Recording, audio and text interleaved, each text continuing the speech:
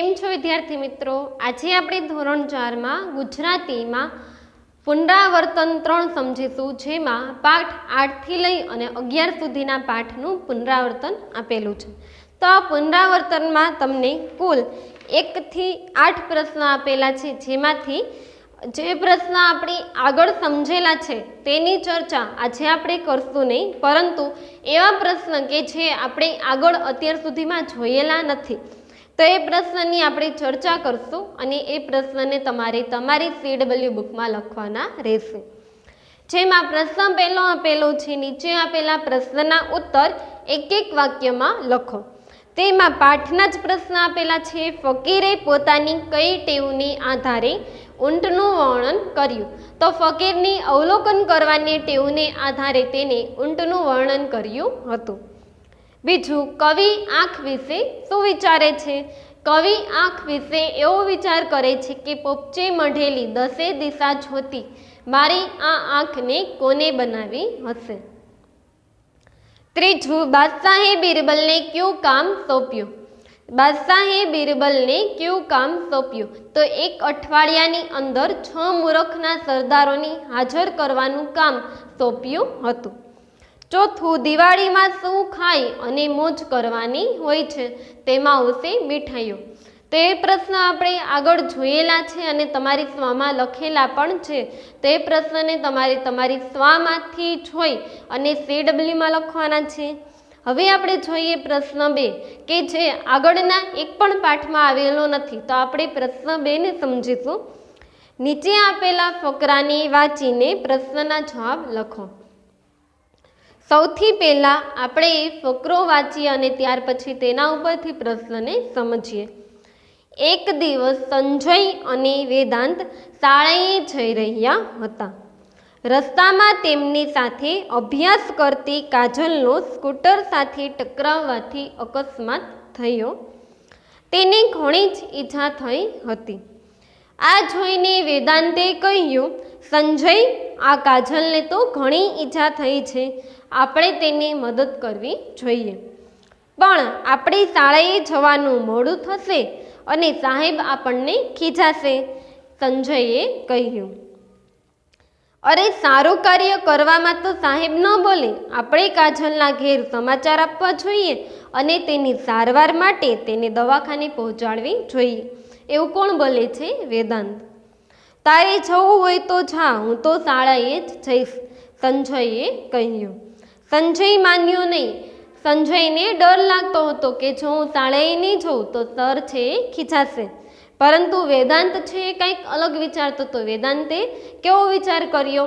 આ કાજલને લાગ્યું છે તો આપણે સૌથી પહેલાં તેને દવાખાને પહોંચાડવી જોઈએ, તેની સારવાર કરાવવી જોઈએ. શાળાએ એક દિવસ ના જાય તો ચાલે, શાળાએ જો ના જાય અને ઉતારવાનું બાકી રહી જાય તો એ આપણે બીજે દિવસે પણ કરી શકીએ, પરંતુ પહેલાં જો અકસ્માતમાં જે ઘવાયું છે એને આપણે સૌથી પહેલાં સારવારે પહોંચાડવું જોઈએ. વેદાંતે એવો વિચાર કર્યો. ત્યારબાદ વેદાંત કાજલને દવાખાને સારવાર માટે લઈ ગયો અને કાજલના ઘેર ફોન કરી તેના માતા પિતાને સમાચાર આપ્યા. આ વાતની જ્યારે સાહેબને ખબર પડી ત્યારે સાહેબે વેદાંતને બીજાને મદદ કરવા બદલ શાબાશી આપી. હવે આ ફકરા ઉપરથી આપણે પ્રશ્ન જોઈએ. પહેલું, કાજલ કોની સાથે અભ્યાસ કરતી હતી? તેમાં આવશે કાજલ સંજય અને વેદાંત સાથે અભ્યાસ કરતી હતી. બીજું, સંજયને શાનો ડર હતો? તેના જવાબમાં આવશે શાળાએ જવામાં મોડું થશે તો સાહેબ તેને ખીજાશે, એવો સંજયને ડર હતો. સંજયને કેનો ડર હતો? તો શાળાએ જવામાં મોડું થાય તો સાહેબ છે ખીજાશે, તેનો સંજયને ડર હતો. ત્રીજું, વેદાંતે કાજલની સારવાર માટે શું કર્યું? કાજલની સારવાર માટે સંજય માન્યો નહીં, ત્યારે વેદાંતે તેની સારવાર કરવાનું નક્કી કર્યું. ત્યારબાદ વેદાંત કાજલને દવાખાને સારવાર માટે લઈ ગયો અને કાજલના ઘરે ફોન કરી તેના માતા પિતાને સમાચાર આપ્યા. ચોથું, સાહેબે વેદાંતને શા માટે શાબાશી આપી?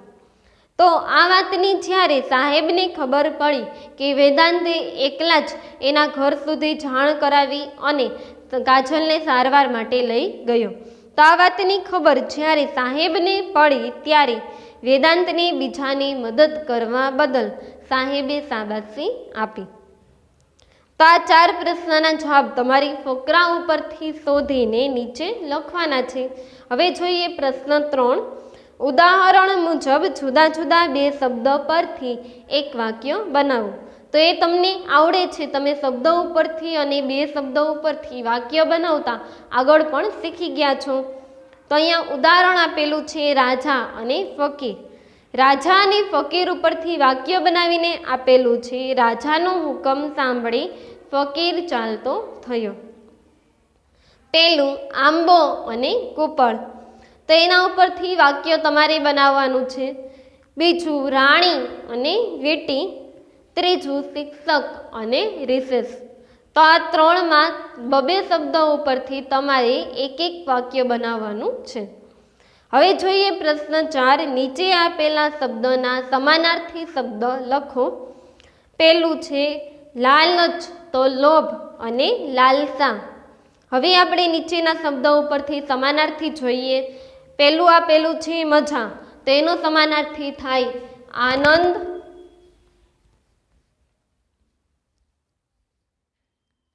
ખુશી અને હરખ. પેલું આપેલું છે મજા, એના સમાનાર્થી શબ્દો થાય આનંદ, ખુશી અને હરખ. બીજું છે હાથ, તો એનો સમાનાર્થી શબ્દ થાય ભુજા અથવા કર. ભુજા અથવા કર. ત્રીજું પ્રેમાળ, તો એના ઉપરથી સમાનાર્થી થાય દયાળુ અથવા સ્નેહાળ. દયાળુ અથવા સ્નેહાળ.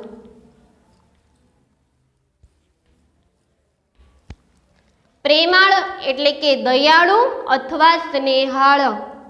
ચોથું મહેનત, તો એનો સમાનાર્થી શબ્દ થાય શ્રમ.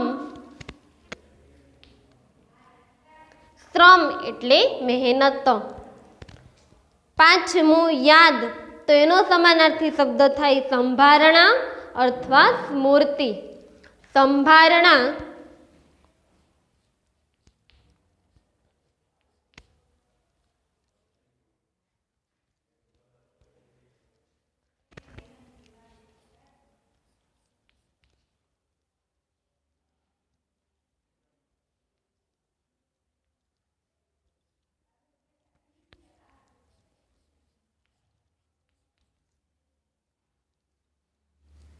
સંભારણા અથવા સ્મૃતિ.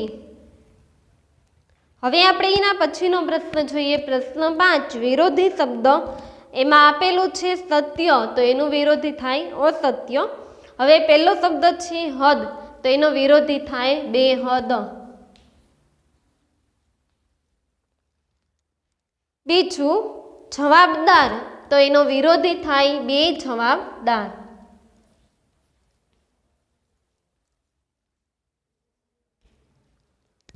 ત્રીજું માગ્યું, તો એનો વિરોધી થાય આપ્યું. ચોથું સપૂત, તો એનો વિરોધી થાય કપૂત.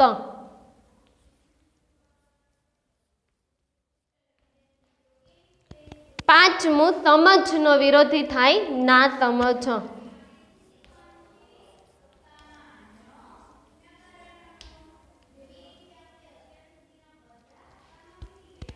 શુદ્ધ, તો એનો વિરોધી થાય અશુદ્ધ.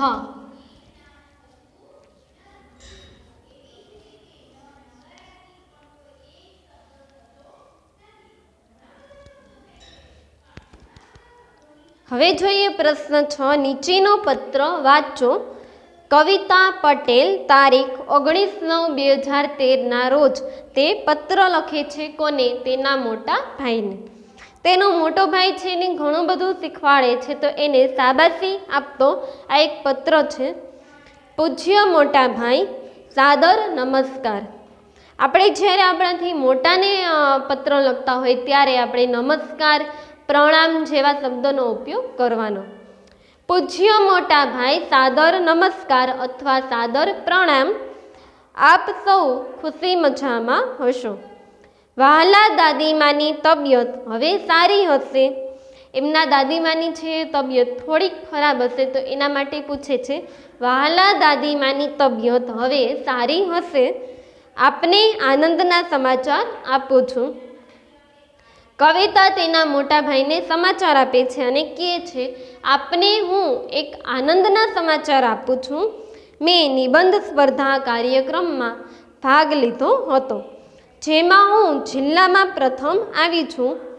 હવે તે કવિતા નિબંધ સ્પર્ધાની અંદર ભાગ લે છે અને તેમાં તે જિલ્લાની અંદર પ્રથમ નંબરે આવે છે તો એના માટે તેના ભાઈને પત્ર લખે છે. મેં નિબંધ સ્પર્ધામાં ભાગ લીધો હતો જેમાં હું જિલ્લામાં પ્રથમ આવેલી હતી. મને ઘણા પુસ્તકો અને પ્રમાણપત્રો પણ મળ્યા છે. તે જિલ્લામાં પ્રથમ આવેલી હતી તો વાર્તાની નિબંધને લગતા ઘણા બધા પુસ્તકોની પણ તેની ભેટ મળેલી હતી અને પ્રમાણપત્ર પણ મળ્યા છે. મારી ખુશીનો કોઈ પાર નથી. આપે મને બચપણથી જ પુસ્તકાલયનો ઉપયોગ કરતા શીખવ્યું હતું ને. આપની શુભેચ્છા અને આશીર્વાદથી જ મને આ ગૌરવ મળ્યું છે. કવિતા પોતાના ભાઈને એમ કહે છે અને તેનો આભાર માનતા કહે છે કે આપે મને આ બાળપણથી જ બધું શીખવેલું હતું. આ કારણે જ આજે મને આ નંબર મળ્યો છે. તો અત્યારે મને જે નંબર મળે છે એનો શ્રેય એના ભાઈને જ આપે છે એમ કહે છે. મારી ખુશીનો કોઈ પાર નથી. આપે મને બચપણથી જ પુસ્તકાલયનો ઉપયોગ કરતા શીખવ્યું હતું. શું કહે છે કવિતા એના ભાઈને? એના ભાઈનો આભાર માને છે. પોતાની આ જે જીત છે એનો શ્રેય એના ભાઈને આપતા કહે છે કે આપે જ મને બચપણથી પુસ્તકાલયનો ઉપયોગ કરતા શીખવ્યું હતું. લાઇબ્રેરીનો પુસ્તકાલયનો ઉપયોગ કરી પુસ્તકો વાંચવા અને જ્ઞાન છે કેવી રીતે મેળવવું એ કવિતાને એના ભાઈએ શીખવ્યું હતું. તો એ માટે તેનો આભાર માને છે અને કહે છે આપની શુભેચ્છા અને આશીર્વાદથી જ મને આ ગૌરવ મળ્યું છે. એ આપની ખૂબ યાદ આવે છે. કવિતા એના ભાઈને એમ કહે છે કે મને આપની તમારી ખૂબ જ યાદ આવે છે. છેલ્લા 2 મહિનાથી અમે નવા ઘરે રહેવા ગયા છીએ તો હવે આ સરનામે પત્ર લખજો. છેલ્લા 2 મહિનાથી કવિતા એમ કહે છે કે અમે અમારું ઘર છે એ બદલાવ્યું છે અને નવા ઘરે રહેવા માટે ગયા છીએ. તો હવે તમે જ્યારે પત્ર લખો ત્યારે આ સરનામા ઉપર પત્ર લખજો અને નવું સરનામું છે એ નીચે આપે છે 23 વિશ્વાસ કોલોની, કોલેજ પાસે, હિંમતનગર. હું આવતા રવિવારે ઘરે આવીશ ત્યારે ઘણી બધી વાતો કરીશું. શું કહે છે એના ભાઈને? હું આવતા રવિવારે ઘરે આવીશ ત્યારે આપણે ઘણી બધી વાતો કરીશું. ચિરંજીવી જીગરને મીઠી યાદ. એના ભાઈનું નામ છે જીગર. તેમ કે છે જીગરને મારી મીઠી યાદ. લિખિતન કવિતા પટેલ. લિખિતનની નીચે જે બ્લેન્ક આપેલી છે એ બ્લેન્કની અંદર પત્ર લખનારનું નામ આવી. આ પત્ર કોણ લખે છે? કવિતા પટેલ. તેની નીચે આવશે કવિતા પટેલ. એ નામ તમારે લખવાનું છે. તો અહીંયા જે પત્ર આપેલો છે એમાં નાની બહેન છે એના મોટા ભાઈને પત્ર લખે છે. પત્રની શરૂઆત પોતાના નામથી અને જે તારીખે પત્ર લખે છે ત્યારથી કરે છે. પૂજ્ય મોટા ભાઈ, સાદર પ્રણામ. ત્યાર પછી એ પત્રમાં જે વિગત દર્શાવવાની હતી એ વિગત દર્શાવે છે અને અંતે આવશે લિખિતન કવિતા પટેલ. તો આ પત્ર તમારે તમારી CWમાં સારા અક્ષરે લખી અને પાકો કરવાનો છે. હવે જોઈએ પ્રશ્ન 7. નીચે કેટલાક રૂઢિપ્રયોગો અને તેના અર્થ આપ્યા છે. જે અર્થ બંધબેસતો હોય તે શોધી રૂઢિપ્રયોગની સામેના કૌંસમાં તેનો નંબર લખો. પહેલું છે દેહ પડવો. સામે તમને જવાબ આપેલા છે એમાંથી દેહ પડવો એની સામે આવશે સાચો જવાબ દેહ પડવો એટલે કે મૃત્યુ થવું. તો પહેલાની સામે આવશે 4. દેહ પડવો એટલે મૃત્યુ થવું. બીજું ભાન કરાવવું, તેનો અર્થ થાય આપણને સાચી સમજ આપવી. ભાન કરાવવું એટલે કે સાચી સમજ કોઈને આપવી. તો બીજાની સામે આવશે પહેલું. ત્રીજું આનાકાની કરવી, એની સામે આવશે પાંચમું હા ના કરવી. આનાકાની કરવી એટલે કે આપણે ક્યારેક હા ના કરતા હોય, આપણને ફાઇનલ આન્સરની ખબર ના હોય કે આપણે આ કામ કરશું કે નહીં, તેના માટે ક્યારેક હા કહેતા હોય, ફરી ફરીને ના કહેતા હોય અને ફરીને હા કહેતા હોય, તેના માટે આનાકાની કરવી એટલે કે હા ના કરવી. ત્રીજાની અંદર આવશે પાંચમું. ચોથું બોલ ઉપાડી લેવો એટલે કે પડકાર ઝીલી લેવો. આપણને કોઈ પડકાર આપેલો હોય કે તારી 1 મહિનાની અંદર આખો સિલેબસ છે પૂરો કરી અને વાંચી લેવાનું છે, અને જો કોઈ હોશિયાર હોય ને તો સામે એમ કે હા હું કરી જ લઈશ, હું કરી જ લઈશ. તો તમને જે પડકાર આપે છે એ પડકારને તમે ઝીલી લ્યો છો અને તેનો સામનો કરવા માટે તૈયાર હોય, તેને કહેવાય બોલ ઉપાડી લેવો. ચોથાની સામે આવશે 2.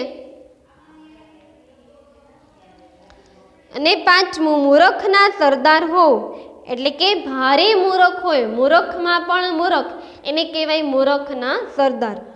મૂર્ખના સરદાર હોવ એટલે કે ભારે મૂર્ખ હોવ.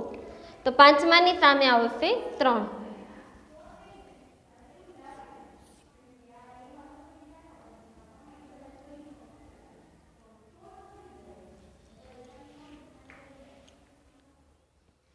તો અહીંયા તમને જે રૂઢિપ્રયોગ આપેલા છે એ રૂઢિપ્રયોગને તમારે પાછળ રૂઢિપ્રયોગ અને અર્થ સાથે લખવાના છે.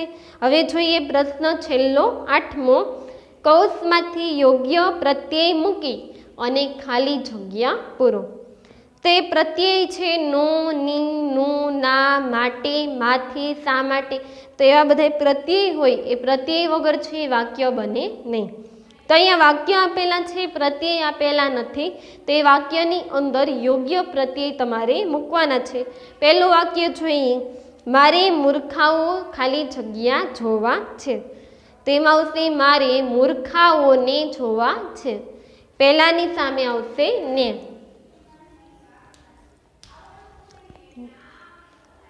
મારે મૂર્ખાઓને જોવા છે.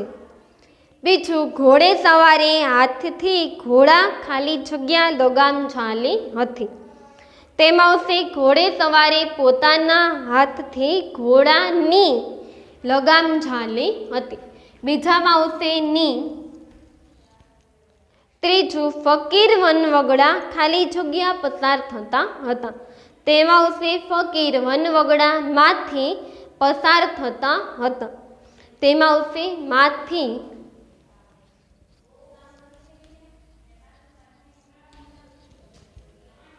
ચોથું, જમીન ઉપર ઊંટ ખાલી જગ્યા પગલાં જોયા.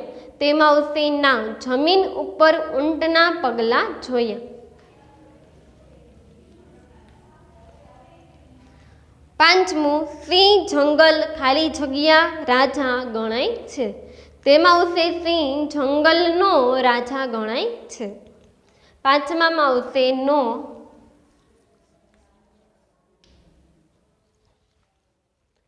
તો અહીંયા છે બોર્ડ ઉપર આ જે પ્રશ્ન આપણે કરેલા છે, પ્રશ્ન 4, 5, 7 અને 8 એના જવાબ તમારે તમારી પાઠ્યપુસ્તકની અંદર લખવાના છે. અને બાકીના પ્રશ્ન છે પ્રશ્ન 1, પ્રશ્ન 3, પ્રશ્ન 6. તો એ 3 પ્રશ્ન તમારે તમારી CW બુકમાં લખવાના છે. તો પુનરાવર્તન 3ના દરેક પ્રશ્ન આપણે જોઈએ તમારે કેવી રીતે લખવાના છે. પ્રશ્ન 1, 1-2 વાક્યમાં ઉત્તર લખો. એ પ્રશ્ન તમારે CWમાં લખવાનું છે. પ્રશ્ન 2, ફકરા ઉપરથી પ્રશ્નના જવાબ. તો એ તમારે જો પાઠ્યપુસ્તકમાં કરવા હોય તો પાઠ્યપુસ્તકમાં, નહીતર એ પ્રશ્ન અને તેના જવાબ સાથે પ્રશ્ન લખી નીચે જવાબ લખવાનો. તો એ રીતે તમે તમારી CWમાં કરો. પ્રશ્ન 3, શબ્દ ઉપરથી વાક્ય. તો એ પણ તમારી CWમાં લખવાનું. ઉદાહરણ લખવાની જરૂર નથી, પરંતુ જે પ્રશ્ન તમારી જાતે કરવાના છે એ તમારે જવાબ સાથે CW માં લખવાના. ચોથું સમાનાર્થી, તો સમાનાર્થી તેના જવાબ સાથે તમારી CW માં લખજો. પ્રશ્ન 5 વિરોધી અને તેના જવાબ સાથે CW માં. પ્રશ્ન 6 પત્ર આપેલો છે એ પણ તમારી CW માં. પ્રશ્ન 7 રૂઢિપ્રયોગ અને સામે જે સાચો જવાબ આવે એ સાચો જવાબ લખવાનો. પ્રશ્ન 8 ખાલી જગ્યા એ તમારી CW માં લખવાની. તો આ સાથે 1 થી 8 જે પ્રશ્ન આપેલા છે 1 થી 8 પ્રશ્ન અને જવાબ સાથે તમારી CW માં પૂરા કરવાના રહેશે. હવે તેના ઉપરથી તમને પાછળ જે એક જોક્સ આપેલું છે આપણે જોઈ લઈએ. પપ્પા કહે છે પિન્ટુને, પિન્ટુ તો અહીં વાડામાં ખાડો શા માટે ખોદે છે? પિન્ટુ કહે, પપ્પા જુઓ આ ગુલાબનો છોડ રોપું છું. પપ્પા કહે, તારી મુઠ્ઠીમાં બીજું શું છે બતાવ તો. પિન્ટુ કહે, મુઠ્ઠી ખોલીને, પપ્પા આ જાંબુનો ઠળિયો પણ ગુલાબના છોડ સાથે જ રોપવાનો છું. પપ્પા કહે હસીને, અલ્યા એવું તે કાંઈ થતું હશે ગુલાબનો છોડ અને જાંબુનો ઠળિયો કાંઈ હારે રોપાય? પિન્ટુ કહે, હા પપ્પા, અહીં આ બંને મોટા થશે પછી જોજો ને ગુલાબ જાંબુ ખાવાની કેવી મજા પડે. કેવો જોક્સ કરે છે કે ગુલાબનો છોડ અને જાંબુ વાપરું તો એ બંને ઉગે ત્યારે શું થાય? ગુલાબ જાંબુ. તો આ જોક્સ આપેલો છે. તો આ સાથે આપણે પુનરાવર્તન 3 પૂરું કરીએ છીએ. પુનરાવર્તન 3 તમારે તમારી CW માં લખી એના ફોટા તમારે મોકલવાના રહેશે. Thank you.